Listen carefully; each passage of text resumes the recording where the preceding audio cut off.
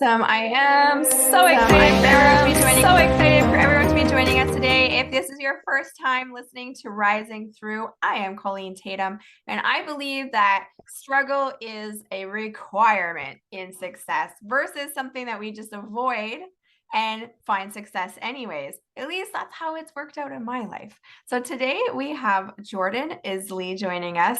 He is young, but he is so wise. And I'm really excited for you guys to hear a little bit about his story and the things that he's been working on. So thank you so much, Jordan, for joining us.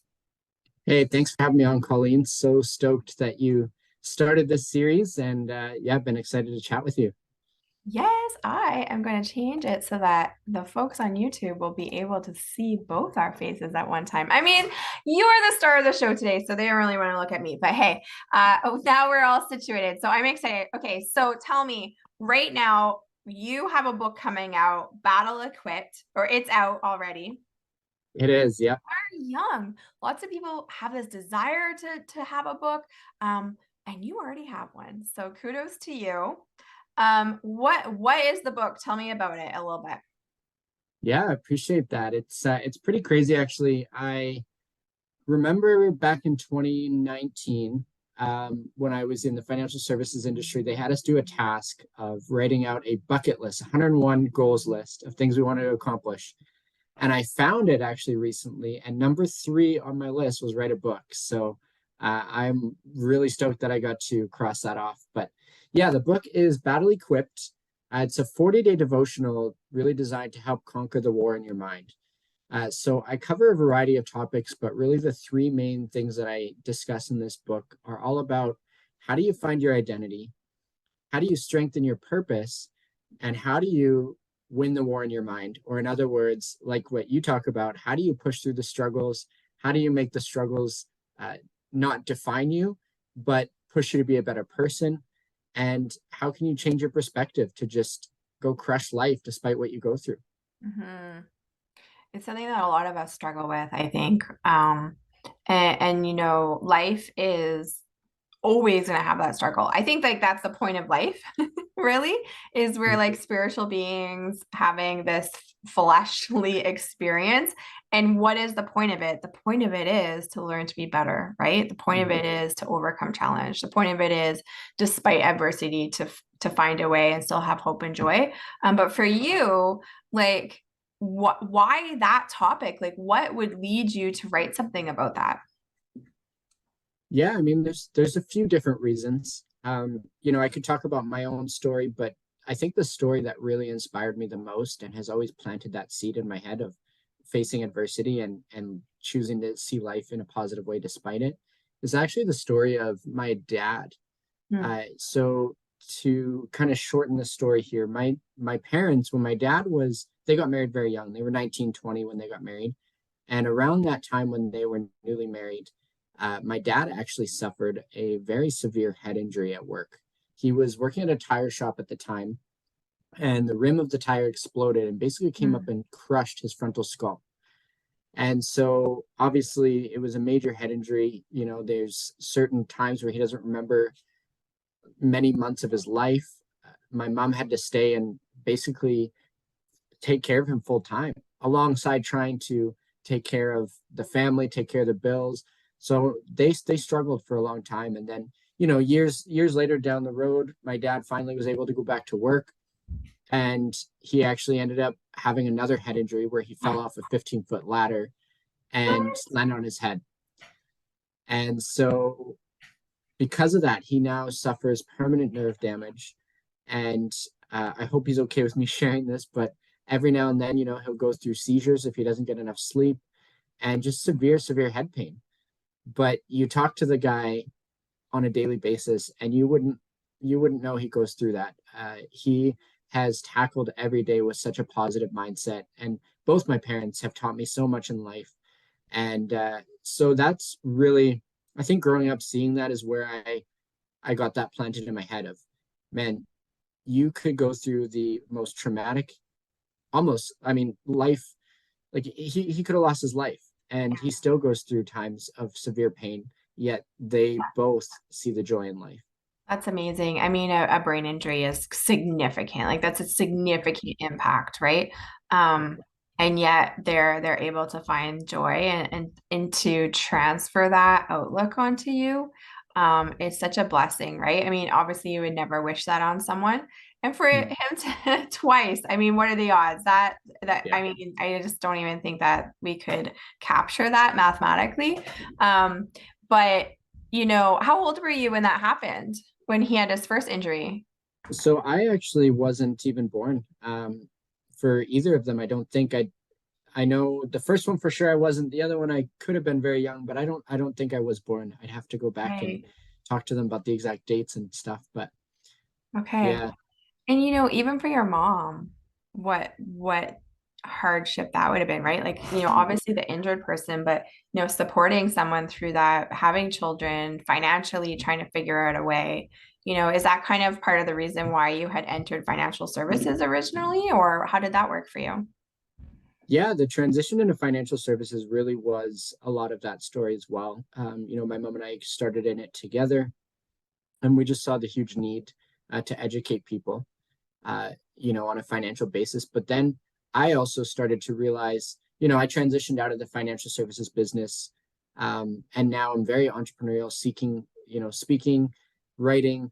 But the whole reason I want to go into business and have that financial freedom is just to give back and make sure that if ever in a position, down the road when I have a family, if I go through any sort of, uh, crazy injury, that I will at least know my family will be okay and not have to worry about bills or financial stress. And they can take the time, we can all take the time as a family to go through these things together and not have to worry about going to work, and So not. important. It's so important. Like if anyone is listening here today, if your family hasn't been impacted by injury or illness or an early death, certainly you probably know someone that has. And we've all seen the GoFundMe's, and we've all, seen the stories. And the thing is that life never, ever, ever will be smooth sailing. We just don't know what the waves will consist of, but there will be trials, there will be things that happen. And so if your family is not protected, truly please find someone that you can talk to look over it. Oftentimes it is not as expensive as you think it is, but it is really important. Thank goodness that your family was able to withstand that financially, because a lot of times what we see is not only does the person have an injury or an illness, but then the family breaks apart because of the stress and the strain. And when we look at finances, it's such a root cause of things, right? Because in the way that, not that money is evil, that is not what the Bible says.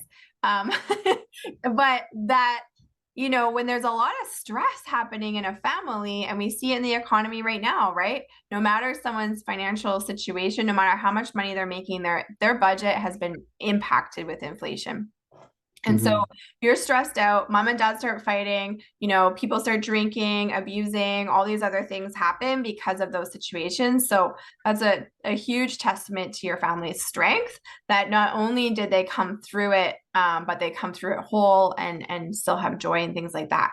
Now, you were in financial services, and I heard you say that you transitioned out into other business opportunities and things like that. Some people would say, like, man, Jordan, how could you be in a certain business and quit? Like that in itself, people might think or consider a failure. What Mhm. was that struggle like when you said, hey, maybe this isn't the right fit for me and I'm going to do something else? Yeah, it was a very tough decision. Just like you said, I was so worried that people would look at me and think, man, he didn't make it in the financial services industry. How is he going to make it anywhere else if he can't stick with something? But there's one thing I've learned recently, and that is, um, quitting can actually serve you if you're quitting because it doesn't follow your passion or your purpose. I could have stayed in the financial services industry, and quite honestly, I believe I could have succeeded very well. I was succeeding quite well. Yeah. But I looked at my life and I looked at what I was passionate about, and I knew the clients I was serving wouldn't actually benefit from my services if I wasn't truly all in and passionate about the services I was offering. And so I knew there's something else out there for me. There's a real purpose. I'm here. And so it's okay to leave that job or that career to actually pursue what God put me here for. Yeah. Because people will benefit way more in life if you are actually going all in on what your true purpose is. So that's, I think, the biggest lesson I've learned. And it's not easy to get there, but It's not. And I think it's something that we explore on this podcast a lot because I think a lot of people are in that. And kudos to you for being able to see that and to actually take action on it. It's something that a lot of people don't do. They feel like they're not doing the thing that they want to do, or the career that they have isn't financially fulfilling them, but they have all of these people around them. What would it mean if I wasn't doing that anymore? Certainly, right? People say, oh my goodness, you're crazy, you went to school for this, you're so lucky to have that position, who do you think you are, all these kinds of ideas. You should just be happy that you have a job. And so many people just never ever ever ever actually act on those gifts that we've been given by God. And that's truly where we're going to find success, right? Success isn't necessarily just this North American idea of like getting a certain job, getting that certain promotion, having a certain house, and just doing what is expected of us.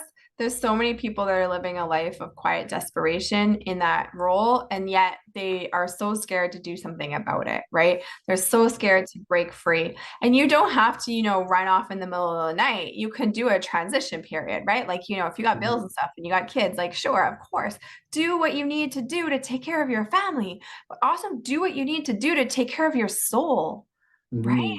Do what you need to do to reach that higher level. And it is not going to be easy. It's not going to be comfortable. It, in fact, is going to be very hard. Yeah, But it's 100%. probably going to be really worth it, right? So battle equipped. You said it's a devotional. Is it like for a year? What are we looking at? Yeah, so it's a 40-day devotional. Okay. And the reason I actually chose 40 days is because in the Bible, the number 40 is actually shared 142 times. And Oh, each time there's certain stories where the number 40 actually represents people going through a great time of trial and coming out on the other side experiencing God's promises. And so I wanted to relate my devotional that way of maybe people reading it are in a time of great trial. And my hopes is that after the 40 days, you've been able to go through the work and be able to see what God has in store for you. right. That's really cool. Um, what what I guess equipped you to write something like that? I mean, um, most people, uh, they might read the Bible, they might be Christian, they might do all of those things, but they certainly wouldn't say, I think I'm going to write a devotional. I think I'm equipped to do that. So what gave you that confidence to do that? Yeah, I can honestly say I was filled with a lot of doubt when the idea was planted in my mind.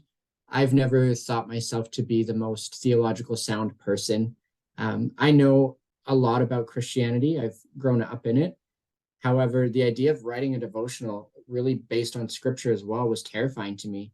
But I do, remember a mentor of mine once telling me that God doesn't call the equipped, he equips the called. Yeah. And so that I've always lived by that of you don't have to know everything to pursue a dream. And if you do try to wait until you know everything, you're going to be waiting forever. And so if there's anyone out there who's considering writing, I do have a tip is that just be consistent with writing something every day. My process of writing the devotional, there was some days where I had insane writer's block. So I'd sit in front of the computer, and even if I just wrote at least one word, I'd go back to the next day and then continue. But I had to write something every day. Otherwise, I just knew my mind would take over and the doubt would creep in. So I had to make it a consistent habit. So that's in short story how I Yeah. feel. I think that is a great tip. I've heard it before, even in other contexts, right? Seinfeld.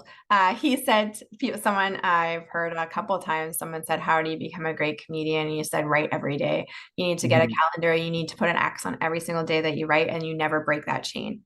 Um, mhm. And so whether that's big or small, right? In my business, I have minimum standards that I have to do every single day. Some days I don't feel like it, but those are the most important days to continue on with that minimum standard. And the minimum standard can be really small. You can define what that is, but it's, for me, the momentum is so important to continuously show up for myself and have some sort of progression every day. So it's okay to have, I believe, low production days, right? If you're just like, if you're in a business where you make calls, like maybe you're like, I'm just going to make one call. But yet you do that versus having days where you do nothing, right? Because it's really easy to string a whole bunch of days together where you actually do nothing. And I think that's the biggest place where people fail in business is they just fail to show up. They fail to do the work. They fail to do it when they don't feel like it. They fail to do the consistent activity. They think that they have to be working in this zone of genius and that to do it, they have to be completely, explosions and fireworks going off. And that's not actually where the greatness is born, right? They're looking to be so inspired and wonderful, forgetting that actually the really successful people, the people that they're looking up to, they actually just did the work on the days when they didn't feel like it. Whether it's like you said, writing one word, but at least you showed up for yourself and building on that consistency. Because if you just wrote one word for once a day at the end of the year, you'd still have 365 words, right? Which is a heck of a lot more than if you just skip days and eventually just say, well, I guess writing's not for me, or I guess working out's not for me. Well, I guess, this dream is just not for me. I thought I could do it, but I really can't. So I think that's such an important lesson in everything that we do, right? Everything that we do, we're never going to be perfect. No one feels like they're perfect, but just showing up for themselves is so important and doing the work. So how long did it take you to write it? So it's funny, actually. I went through my notes the other day because I remember the day the devotional was planted in my head, and I wrote it in my notes on my phone. So just for the fun of it, I looked back at my notes, and it was June 7th, 2022, when I had the idea. So it took me about a year to write it. I guess it took me about 9 months to write it, and then there was a process of 2, 3 months of editing and meeting with the publisher.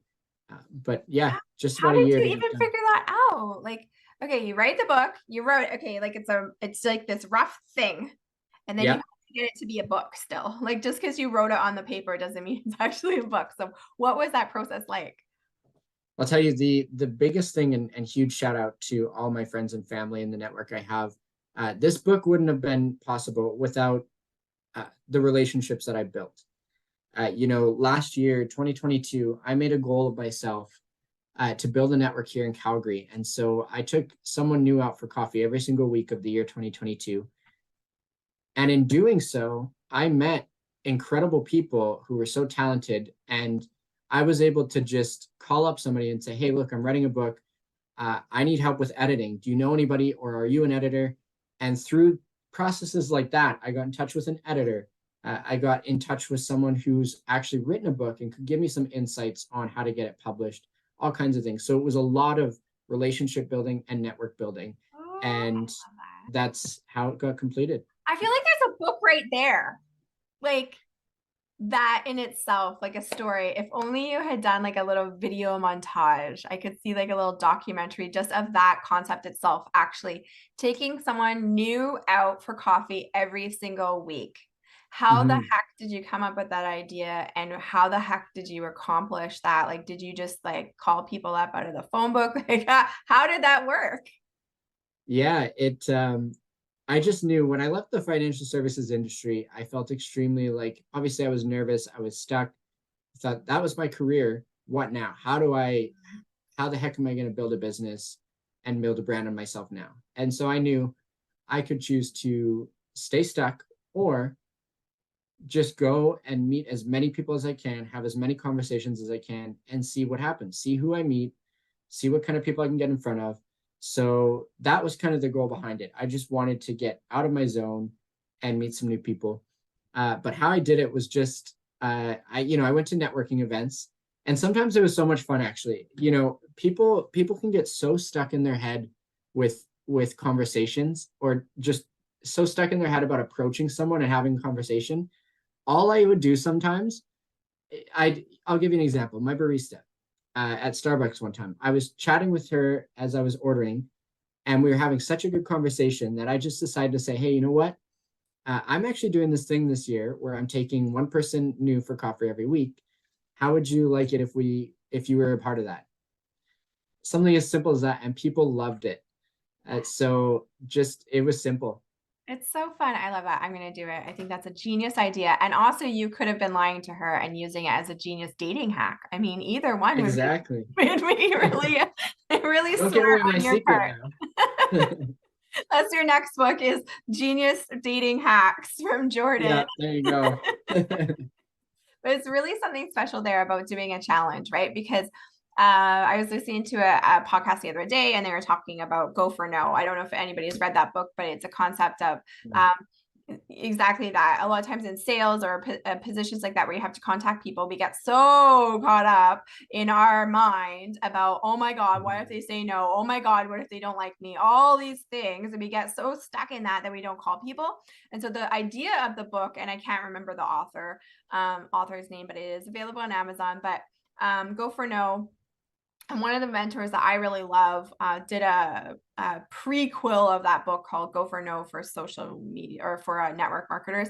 Anyways, both of those are good. But the idea is that you focus on the no, like the no is the goal. So whether you're saying 20 no's a day or 5 no's a day, and the idea of it is that it just rips the band-aid off. You're like, I don't even care if you say yes or not. I just got to get my number. And so people will do challenges even within that of saying, okay, I'm doing a challenge for the next 2 weeks. I have to talk to 5 new people a day or whatever it is, just to get you out of your comfort zone. So much of what we want and so much of our hopes and dreams just are on the other side of that comfort zone. But we never ever take the steps. Man, we just get so caught up in our minds that we never ever break free of it. So challenges like that are so genius because you can say to someone, instead of thinking of this genius line to say to take this girl out for coffee, you can just say, I'm in a challenge. I need to meet new people and I have to take them for coffee. Are you up? Are you in? If not, cool, right? So like even just that itself, I think is gold for anyone that's listening. If you're in any kind of business, if you want to have some sort of change in your life, if you just do what Jordan said and you just make a commitment to yourself to meet new people every week, something's going to happen. You're going to meet someone that is going to be able to connect some of those dots for you. You have to get out of your comfort zone and you have to meet new people to do that, to add the resources into your network that'll allow you to write a book and actually figure out how the heck to do it, right? There's people listening right now that are like, I want to write a book, but I've been thinking about it for 5 years because I never could figure out how to do it, right? Yeah. So that's just so genius. The book that you have, what is the next parts? Like that's not your only part of your business. What else do you do? Yeah, so the book was kind of a stepping stone for me for just to fulfill that dream I had of writing a book. But as I was writing, I realized that I really enjoy writing, and so I started to craft up a couple other book ideas in the process. But my main goal, is just to my main vision is to create a community of people that are just thriving, the most positive mental health you can think of. Everybody's aspiring to just build strong relationships, strong community with each other, because I don't think people should be alone. And there's so many people out there who do feel alone because either A, they don't know how to talk about what they're feeling, or B, they don't have the strong community to talk about how they're feeling, or they've just been stuck in a negative rut their entire lives and don't really know how to get out. And so I just want to build and inspire people to do that. A lot of my work will be within the church. Faith is extremely important to me. However, I know there's a need everywhere I go. And so that's really my biggest motivation is just, I want to encourage people to go after their dreams, to have everybody living the life that they deserve to live. Yeah, I love that. I know that you're going to be successful in that because of the little I know about you is that you are really just such a positive person and you really do believe in helping people. And your proof is in the pudding, right? You're out there and you're making it happen. You're doing the challenges with yourself. You're thinking of different ways to make it happen. And I'm so excited to see what you do next.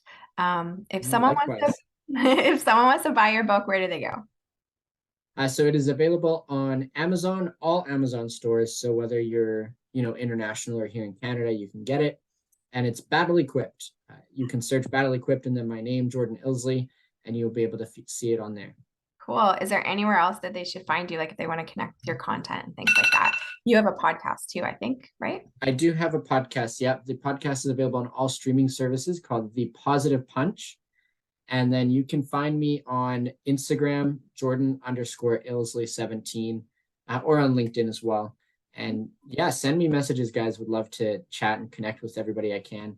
We would And I love. want to give a little bit of a plug. I know we were talking about earlier the importance of financial education. So, guys, if you're listening, reach out to Colleen because Colleen, you're You're doing so fantastic sweet. things. You're so So, sweet. Yes, I do. I do help people with that. I have a team right now working across Canada and the US. So if you're in Canada, the US, or Puerto Rico, we've got someone within our virtual brokerage that can probably help you out. We love to just teach you more than anything else.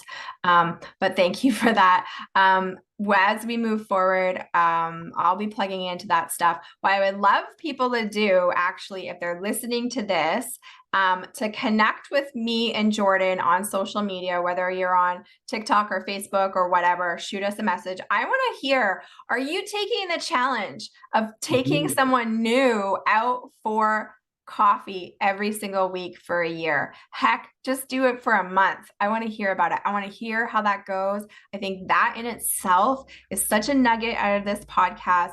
I think anyone that does that is going to come out of it with positive interactions. They're going to have more resources and they're going to be inspired by that process. I would love you to comment and just tell us how that goes. And if you absolutely. want to have coffee with us, comment as well. We'll try and make it happen.